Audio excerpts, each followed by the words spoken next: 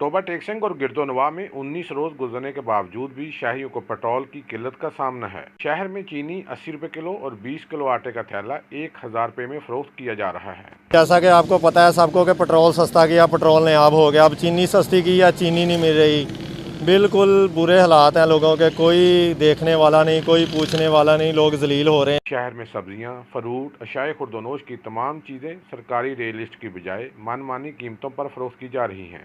दूसरी जानब मजदूर रहनुमा मोहम्मद शबीर का कहना है कि हालिया बजट में हुकूमत की जानब से मजदूरों को कोई रिलीफ फराहम नहीं किया गया, जो सरासर ज्यादती है। हम पाकिस्तान भट्टा मजदूर यूनियन रजिस्टर पंजाब इस बजट को मुस्तरद करती है और पाकिस्तान भर में इसके खिलाफ एहतजाजी मुजाहरे भी हम करेंगे, क्योंकि इन्होंने मजदूर को भी कुछ नहीं दिया और छोटे मुलाजमीन को भी कुछ नहीं दिया। शहर के समाजी हलकों ने जिला इंतजामिया और आला हुकाम से मुतालबा किया है कि शहर में ग्रां फरोशों और जखीरा अंदोजों के खिलाफ सख्त कार्रवाई की जाए। कैमरामैन अली हैदर के साथ सुल्तान महमूद, टोबा टेकसिंग।